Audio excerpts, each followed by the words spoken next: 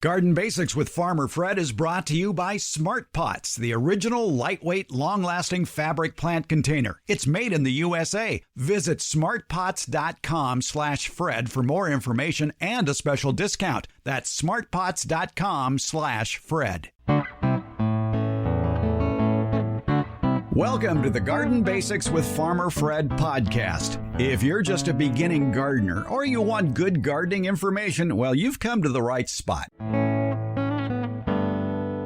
I like to start every day with a whole grain, high fiber breakfast cereal topped with 2 cups of fresh blueberries, blackberries, and raspberries. And they're especially tasty when they're fresh from the yard.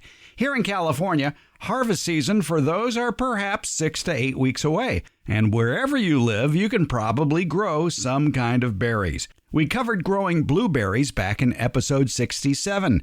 Today, in episode 182, we talk with master gardener and expert home blackberry, boysenberry, and raspberry grower Pam Bone, who has lots of good tips for growing these tasty, healthy treats. Today, it's all about berries.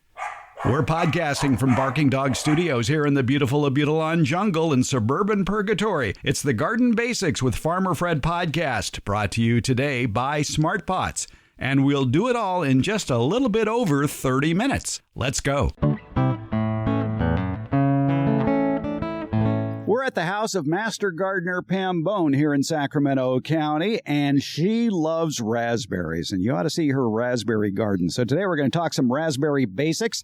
And Pam, this is a rather phenomenal stretch of raspberries you have here. It looks to be about 25 feet long and about 8 feet deep. But what I like is that you have incorporated rows between the raspberries so that you never have to reach more than 2.5 feet to pick the berry. So that was smart thinking of putting the rows that you can walk on to be able to reach. That is really critical. Actually, it's really difficult. Otherwise, you don't get into the middle to harvest. It's hard for pruning later on. It's hard for pest control. It's really important. So what we did is we have some raised beds. They originally were 2x6s. They've sort of disintegrated over the years, but the soil has built up, and then between those raised beds, then we put down a lot of mulch. And over the years, it's raised up as well. And so what we have is pathways throughout the whole area, and you can reach and pick and harvest, and it's really easy to get to it, and it makes it a lot easier than a big solid block, and that is really important. How adaptable are raspberries to the United States? Are there zone limitations? Well, some people would tell you that they can't grow raspberries in Sacramento, that they have a really horrible time. And we've been growing raspberries here at our house for practically the whole time we've lived here, which is nearly 42 years. And there are certain varieties for certain locations. So you have to know what will do well here. You also have to know kind of location they require too. How much sun can they take? You know, you have to have sun in order to produce the berry itself. But here in our area, we have been planting Heritage and Oregon 1030, and those are varieties that are adapted to the heat. And the Heritage variety is still available everywhere. My daughter grows Heritage in Washington, in Pullman, Washington. So these are what we call the fall bearers or ever bearers, and they are a little bit different variety than the kind that you put up on a trellis and all, which actually they're much easier to prune and that. So yes, just go to your local cooperative extension or your nursery and find out what varieties are adapted to your area and what are their growth habit, and do you want that kind of growth habit? How much work are you willing to do with training them and pruning them and everything? So we've adapted very well here and produce huge crops of berries. If you look at the picture that's with today's episode of Pam's raspberry bed, you see a lot of T-posts sticking up with a lot of wires. And judging by the heights of the wires, it looks like these raspberries get maybe 6 feet tall. Oh, yes, definitely. They will grow at least that far. And then, in fact, sort of hang over. So I'd say they might even be 7 feet tall. They grow beautifully in our area, in the location that we have, and very vigorously. And we found that this system maintains them without having to do a huge trellis system, because what these are, they are pruned down, not to the ground, but to basically brown sticks in the winter months. And then the new spring growth comes up, and then it keeps growing, and then new growth comes up from the base to produce a fall crop. What we found is that it's almost like creating a little playpen for them. All you really need are wires that go around just to hold the berries inside so that they'll remain upright. So all we do here is you just come on over here, Fred, and you just move the berries as they grow into the wires, and then they're just held inside. And so we've got a center wire here too, so they won't flop. And it's a really ideal system.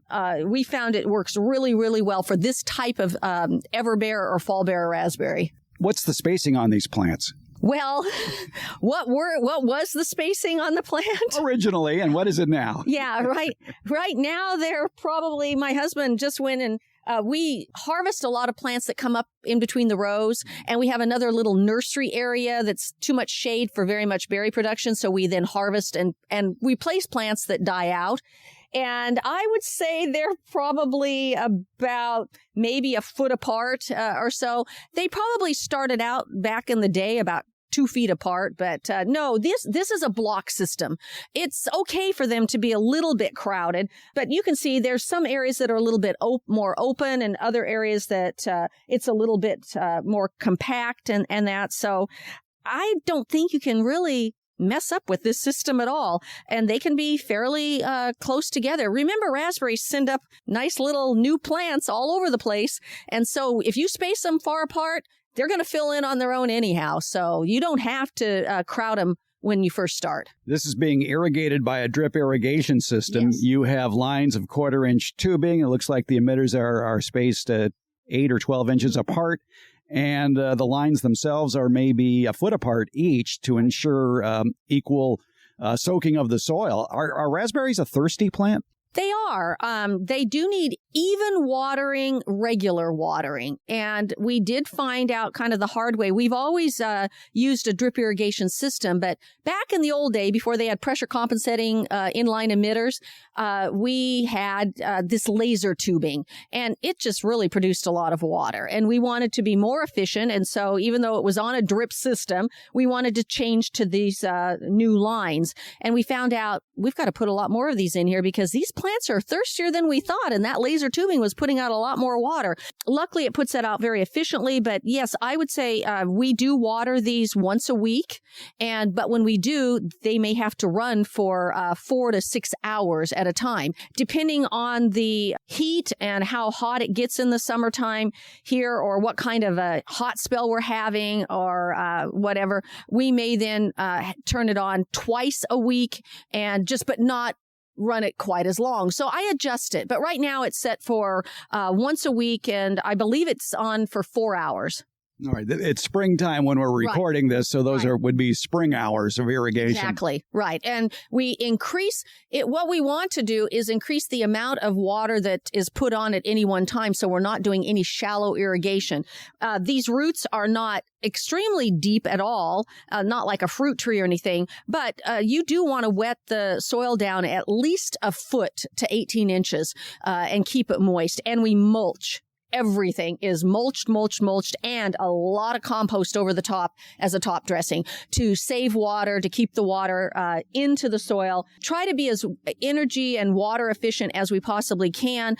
But berries, I will say, just like any fruit crop in your landscape, if you really have to save water because you're in a drought or whatever, then get rid of your lawn, because you can't get rid of your fruit trees. And unfortunately, fruit trees, berries, and other things like that take just about as much water as a lawn, if not more. But look at what you're getting out of it. You can eat the berries. It's kind of hard to eat grass. That's exactly right. So we just keep reducing the lawn if we feel like we need to save water. With all the compost and mulch you're using, what sort of fertilizer regimen do you need for raspberries? Well, actually, we don't have to do much of anything, but once a year in the spring, we do over top dress with usually something high in nitrogen. Just like all fruit fruits of all sorts, and we grow a lot of fruits in our landscape. They need nitrogen to grow and to produce fruit. People think, oh, you need phosphorus and potassium, but we've done a lot of soil testing in our area, and I worked for the Cooperative Extension for many years and saw a lot of soil tests come by. And for the most part, we don't see a lot of phosphorus and potassium deficiencies in our woody plants and our fruit trees. Our berries, they might need a little bit more because they don't have as extensive as a root system. So what I usually generally do is just buy something that is an all-purpose, a higher in nitrogen fertilizer. As long as it doesn't have any kind of a weed killer in it, lawn fertilizer works just as well. Yeah, exactly. There are a lot of good, starter lawn fertilizers that take their time to break down and can feed the plants for a much longer period of time. And actually, lawn fertilizers are a fairly good choice for a lot of massive plantings like raspberries here. And also, like you say, as long as you avoid the weed and feed products and just stick with the feed products, you're okay. That's true. And actually, this year we did put on a lawn fertilizer. We went out and purchased, we needed some more for the lawn itself. And so I thought, well, let me look for one that is high in nitrogen, but has a little phosphorus and potassium and a little P and K in there. And that'll be good for the berry plants. We also, in addition, grow boysenberries as well. And so I needed something that we could do for those as well. And then we can just use the same old thing on our citrus and our apple tree and everything else. One fertilizer makes it a lot easier. Raspberries, harvest time is when, and how do you harvest them, and how long can you store them? Well, the berries, this particular variety, now remember, these are the two-crop variety, and a lot of people may grow raspberries that only produce a spring crop. This one also produces the fall crop. It's heritage, right? Heritage is the one that you can find in the nurseries now, and it's pretty much everywhere. I think they sell it all over the United States. That particular variety then will start bearing a crop in late May, early June, and we'll get a pretty good crop then. In fact, actually, it might even be mid-May this year. It looks like some of the flowers are getting pretty well developed already at the ends. Now, this is a flower fruiting cycle where these are the old canes from last year that were cut down, and then the new growth that you see here is all from last year. As soon as these bear here in about another month and a half or so, then they are going to die back. And then all the new canes arising from below that are going to come up, they're going to produce then a fall crop. And I will say that it's kind of unpredictable, but most of the time our, quote, fall crop, and I should say fall with quotes around it because really the crop starts in August. Oh. And it'll go till Thanksgiving easily in our area, unless we get a really cold snap. So when that stem has produced berries, that stem should be removed? We usually wait until it starts to look really dead and looks like it's not productive at all. And then we, cut it out. And the reason is we used to just leave them, but we found out that we had that mite problem when we had a little bit of drought stress. And we found that if it's too crowded, you don't get the air circulation, the leaves get dusty and dry, and mites love that. And we just found that it was easier just to remove it, open it up, and get rid of it. And then it left a lot of opportunity for the rest of the canes to come up and grow. And then those come up, then they fruit, and we get a great crop. I say the heaviest crop is mid-August to the end of September, a great crop. And I put up a lot of jam. So my husband has to pick. He does all the picking. I do all the putting up. My husband calls himself the gardener. I'm the horticulturist. We used to work together on a lot of this stuff, but now he's got me in the kitchen, putting all this stuff up. He then will harvest about every 5 days, because if you don't, two things will happen. The fruit will get soft and mushy, and then it'll stop producing. But the soft and mushy attracts a fruit fly that goes to our cherry trees as well here. And we haven't had a real problem the last few years if you're really careful with keeping it up. But sometimes if you let that particular fruit fly go wild here, it will infest the fruit with unknown little white maggots until you're making your jam, and all of a sudden there they are. So, and especially the fall crop. So we have to be really careful and really religious about getting rid of any fruit that's too soft or decayed or whatever. And picking the raspberries, can you pluck them or do you have to cut them? no, in these, you just pull right off. They pull off very easily and not a problem at all. And in fact, when we get down to the boysenberries, same thing. You can just pull them right off. You don't have to cut anything. And they're very easy to pick. They're not too, I mean, they're a little bit thorny, but, a little bit of prickles on them, but not too bad.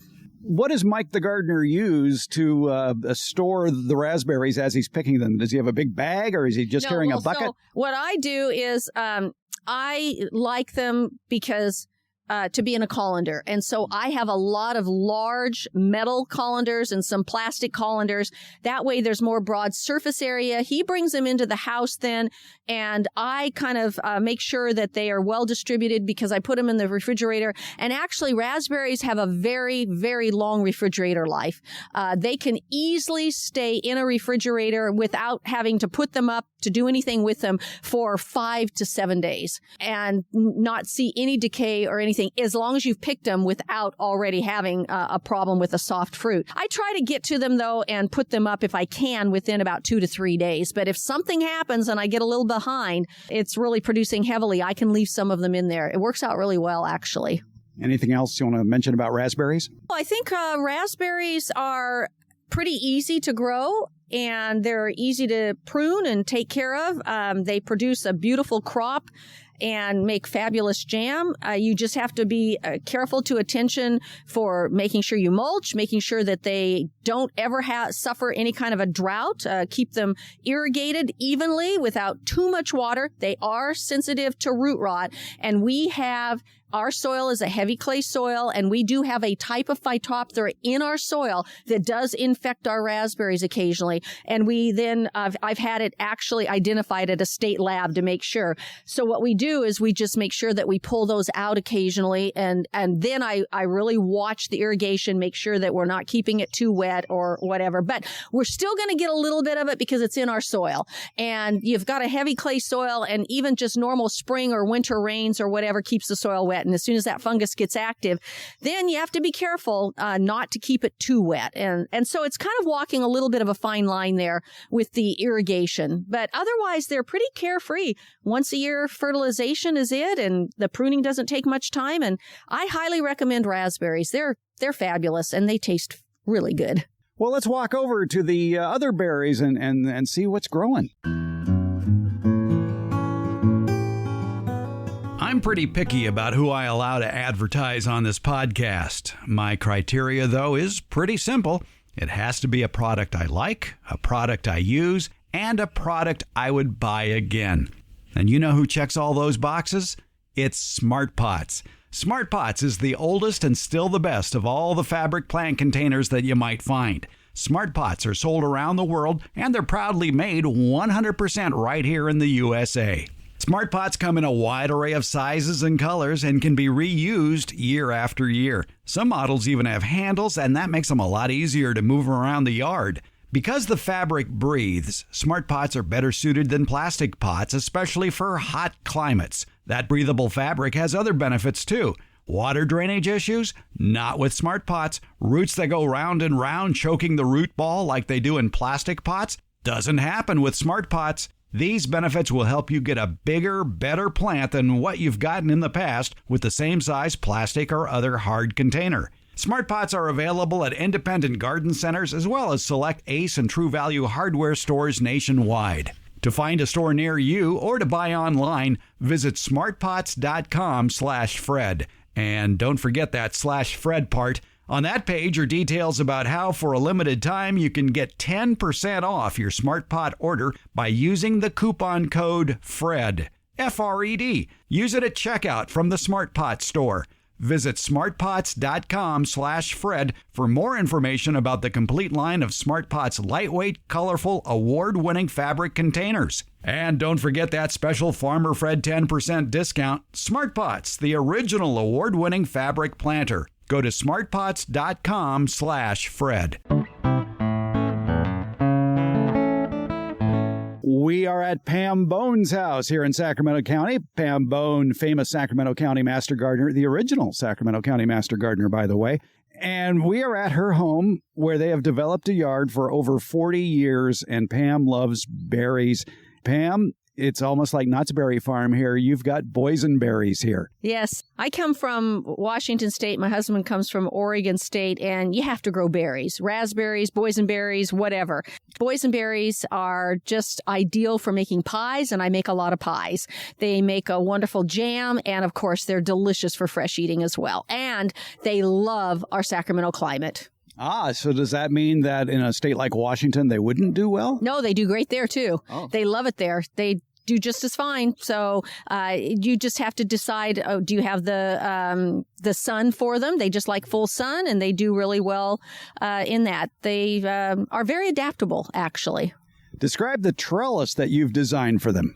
Years ago, we had a massive system with the big wooden crossbars on it and the ones that you see commercially and all. And it's a pretty daunting thing, and it takes a lot of time and energy to install, and it's expensive. And one day we had a massive tree fall and literally destroy our entire berry patch here, including the crossbars. And so we decided, you know what, we're going to do this a little easier. And we're going to use these T-bars, these metal T-bars with wires, and it works just beautifully. It holds them nicely. We've got T-bars spaced out so that you've got not too much tension on the wire, or, too much stress on the wires here. And then we've got the 3-wire system so that the berries can be trained in 3 different locations and tied on with little twisty ties. And then we use kind of a barrel method, sort of where you come up from the base of the plant and then you go onto one of the wires and train the branches sometimes as a barrel loop if you've got a long enough cane, and they loop around, gives a little more maximum sun exposure for the plant. But yeah, these T-bars just work really, really well. They stay in the soil nicely, and you can see they turn in just a little on the edges just because some of the tension's late in the season, but you can twist the wire a little bit tighter, and it works great. And it's inexpensive, easy to do, and not so daunting. For you technically minded at home, the T-bars are spaced about 8 to 10 feet apart, and there's a 3-wire system on here that looks like it begins about 18 inches above the ground, and the next 2 wires are also spaced by another 18 inches. And so the total height of this is maybe 4.5 to 5 feet. Yes, and then some of the berries later in the season, then they'll stick up a little bit further and they'll lop over just a bit. But otherwise, this contains them pretty nicely, actually.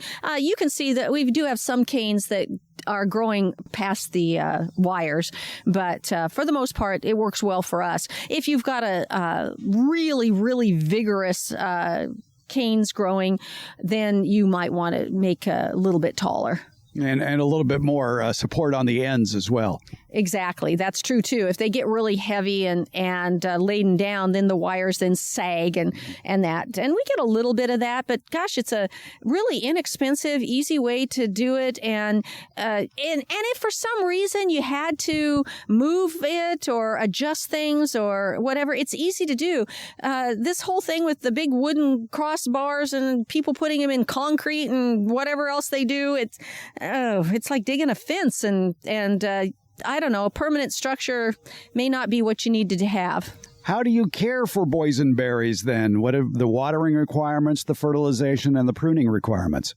Well, as far as watering goes, they need regular irrigation, at least once a week irrigation. We have a drip irrigation system using the inline emitters in rows down the berries themselves. We have 3 lines on each of the rows, so we encompass most of the root system.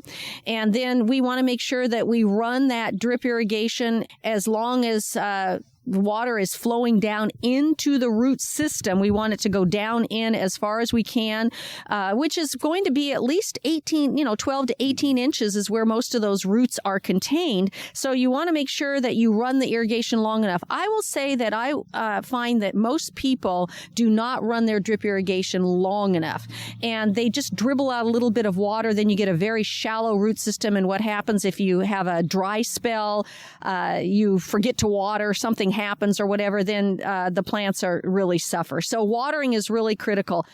The other thing that we do is we put on a lot of wood chips. We get a lot of arborist wood chips that are delivered to us and put that on. And then we always top dress with compost. We have a lot of compost piles. We have a lot of oak trees and other trees that produce leaves. And plus, of course, I save all my kitchen scraps and that. And that compost then makes a wonderful top dressing. It doesn't completely eliminate fertilization, but it helps to give you a little bit of nutrition as well as keeping the soil moist and cool and helping to mitigate soil fluctuations in temperatures. And then it's going to help with your watering as well. So fertilizing then about once a year. Already did it just a few weeks ago, just as the growth is starting up in usually early March. Then we go in with an all-purpose fertilizer, or in our case, this year and in years past, we often just get an all-purpose lawn fertilizer, high in nitrogen, which these berries need, but it still gives you a little bit of phosphorus and potassium. But nitrogen, people don't realize that you've got to have the growth in order to produce flowers and fruits, and the fact that we're putting on a lot of mulch and a lot of compost on top, and that the soil in our area isn't real deficient in phosphorus and potassium, you don't need very much of it. You're going to get it from your mulch and your compost a little bit anyhow. So the nitrogen's the one thing that is transitory. You put it on and it flows right out with your waters, and you got to be careful not to overwater or you'll lose your nitrogen. So nitrogen's real important that it be put on annually for all fruits, whether they're bushes or vines or fruit trees. Always a good idea to have your soil tested before you do any planting so you know exactly what your soil needs. There are a couple of inexpensive university-related soil testing sites that'll be glad to take your $20 and send you back a soil test report. One is the University of Massachusetts Amherst, and the other is Colorado State University. If you look up either of those universities and put in the words soil test, you'll get the details on how to go about that. And they're fairly complete soil tests, too, so that is a inexpensive option. Of course, you can always soil test for macronutrients and pH yourself. You can find those kits at any garden center or nursery. But yeah, know your soil before you plant anything. Are the boysenberries like raspberries? Once a branch produces, it's done? Yes, and in fact, in this case, because our raspberries, I was saying earlier, are fall bears or ever bears, people call them, because they produce two crops. This produces one crop. We get a crop in June, and then that's it. And then those berries, as soon as they start to really dry back and look kind of crispy, you just remove them. Then the new canes are all coming up from the base of the plant, and we let them just sprawl on the ground while the others are dying back. Then we take them out, and at some point, then put the new ones up onto the trellis. All right. Boysenberries, and what do you do with them? When do you harvest them? Harvesting is in June in our area. Basically, they're pretty much finished by the 4th of July. We can usually count on the last crop just about then, and they will start producing about the first week of June. And you just come out and pick them. You pick them with your fingers. You don't have to use any kind of pruning equipment or anything like that. You just pluck them off, and they store very nicely in a colander in the refrigerator. And I make a lot of pies and jam with them, and we eat them fresh and just love them. They're great. Boysenberries are one of the most versatile berries and do well in a variety of climates as long as they actually will tolerate the sun even better than raspberries. Full sun. They don't do well in the shade as far as, they'll produce a lot of vine, but who wants that? And then you do have to, one thing with boysenberries, like any blackberry, because they're a type of blackberry, is that they will send up errant blackberries, and you can get the blackberry mess if you're not careful, where the patch gets overgrown. So just go out there and make sure you tidy up the rows occasionally and dig out those ones. Otherwise, we don't find them becoming the jungle at all, unless you're just not keeping up with it. Are there boysenberry varieties? Boysenberry is a variety of blackberry. So there are nectar berries, which some people say boysenberries and nectar berries are the same. There are loganberries. There are alala berries. These are all types of berries that were developed from a blackberry. And then there are lots of just blackberries that are not crosses, but have been also genetically grown to produce different varieties of blackberries. So you can just get an ordinary blackberry. These are a larger berry, a little bit softer berry. I like them because I think they're better for pies and that. We did grow regular blackberries as well, but found they weren't to my satisfaction for baking with them and making jam. So we took them out and put in more boysenberries. How daunting are the thorns on these? You know, back in the day when we first put these in, the thornless berries didn't produce very well. They were not very good varieties. Now, I understand from a lot of growers and from the master gardeners that grow these at our Fair Oaks Horticulture Center that a lot of the thornless varieties are excellent now and do produce well. So we put in thorny varieties, and they're not that bad. I will say when we're tying them up, oftentimes you have to put tape or something on your fingers to prevent yourself from just getting little prickles into your fingers, but they're not that bad. And they just produce so well. It is a little hard to be tying branches up to wires when you're wearing thick goat gloves. You can't do that. That's the problem. And so doing something, and actually what works actually pretty well now, and I found that I like these, is just the little thin latex gloves you use for just clean up around the house and that. They actually work pretty well for being able to tie with those. And then you can replace them and they're cheap. There you go. That's a good quick tip. We are in the boysenberry patch at Pam Bone's house. It looks to be very delicious, he said punnily. Thank you, Pam. Thank you very much, Fred. I enjoy sharing my crop with you. The Garden Basics with Farmer Fred podcast has a lot of information posted at each episode in the show notes. Maybe you'd rather read it than listen to it. That's not a problem. We have a complete transcript posted, and you can find that link in the show notes or on our new homepage, gardenbasics.net. That's where you can find that link as well as all the previous episodes of the Garden Basics with Farmer Fred podcast. There you can leave a message or link up with our social media pages, including our YouTube video page. And at gardenbasics.net, click on the tab at the top of the page to read the Garden Basics Beyond Basics newsletter. And that usually has a bonus podcast attached to it.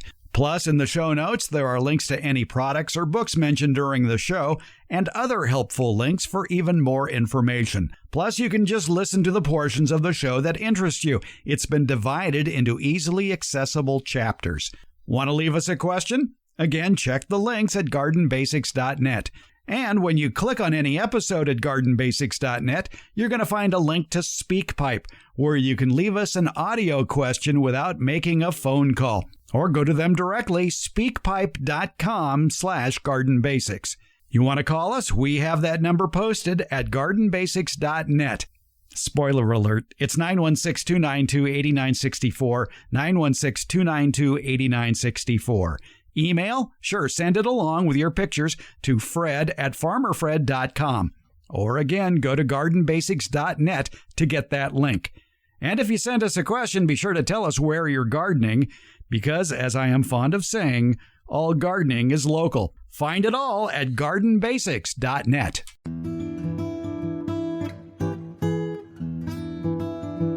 Garden Basics comes out every Tuesday and Friday. It's brought to you by Smart Pots. Garden Basics is available wherever podcasts are handed out, and that includes Apple, iHeart, Stitcher, Spotify, Overcast, Google, Podcast Addict, CastBox, and Pocket Casts. Thank you for listening, subscribing, and leaving comments. We appreciate it.